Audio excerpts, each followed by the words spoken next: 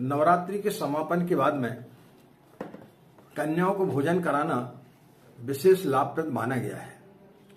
इसलिए कन्याओं को भोजन कराने का महत्व बहुत ही ज्यादा बताया गया है। स्नेह, शुचिता, सरलता और पवित्र दृष्टि के कारण भारतीय संस्कृति में वैसे ही कुमारी कन्याओं की अपार महिमा गाई गई है। गायत्री उपासक के लिए तो साक्षात गायत्री का रूप ही मानी गई है। इसलिए जहां अन्य अनुष्ठान और उपासनाओं में ब्रह्म भोजों को जोड़ा गया है, वहां गायत्री अनुष्ठान की पूर्ति कुमारी कन्याओं के भोज से ही मानी जाती है। यज्ञादि अवसरों पर जल यात्रा और मंगल कलश स्थापना में कुमारी कन्याओं को प्राथमिकता दी गई है। इससे उन अनुष्ठानों की पवित्रता चरितार्थ होती है। जो कुमारी की अन्न, वस्त्र, जल अर्पण करता है, उसका वह अन्न मेरु के समान और जल समुद्र के सदृश अक्षुण्ण और अनंत होता है। योगिनी तंत्र के कथानुसार कुमारी पूजा का फल अवर्णीय है। इसलिए सभी जाति की बालिकाओं का पूजन करना चाहिए। कुमारी पूजन में जाति भेद का विचार करना उचित नहीं है। काली तंत्र में भी कहा गया है कि सभी बड़े बड़े पर्वों पर अधिकतर पुण्य मुहूर्त में और महानवमी की तिथि को कुमारी पूजन करना चाहिए। संपूर्ण कर्मों का फल प्राप्त करने के लिए कुमारी पूजन अवश्य करें।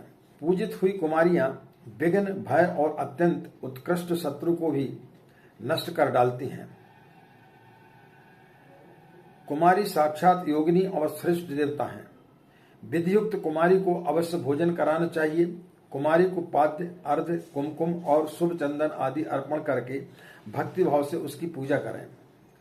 यजमान को चाहिए कि 10 कन्याओं का पूजन करे। उनमें भी 2 वर्ष से लेकर के 10 वर्ष की अवस्था की कुमारियों का ही पूजन करना चाहिए।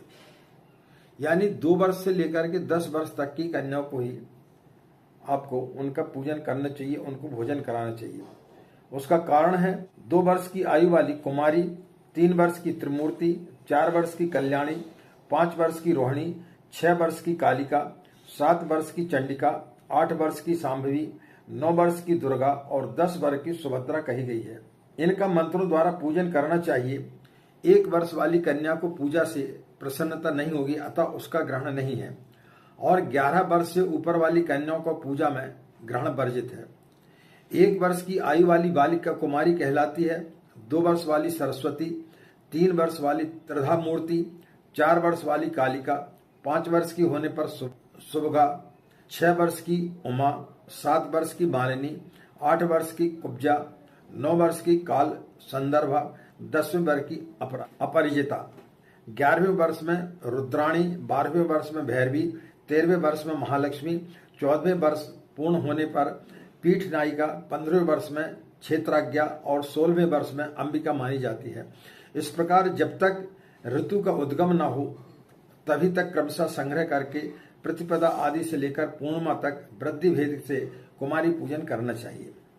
8 वर्ष की बालिका गौरी, 9 वर्ष की रोहिणी और 10 वर्ष की कन्या कहलाती है। इसके बाद ही महामाया और रजस्वला भी कही गई है।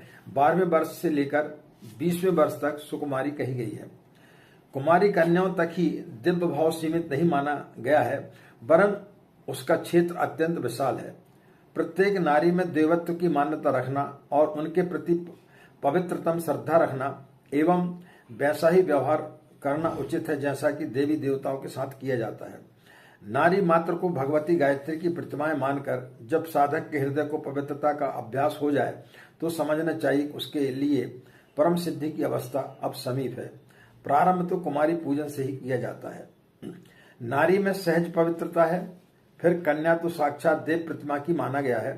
धर्म कृत्यों में उन्हें ब्राह्मण के समान ही पूज्य योग माना गया है। यज्ञादि कर्मों में कन्या भोजन का भी ब्राह्मण भोजन के समान ही महत्व है। गायत्री, सरस्वती, दुर्गा, लक्ष्मी के अनुष्ठानों में तो प्रधान तथा कन्या भोज के साथ ही पूर्णाहुति की जाती है। अन्य अवसरों पर भी उसकी पूजा प्रतिष्ठा का विधान कुमारी पूजन का महत्व शास्त्रों में भी वर्णित है।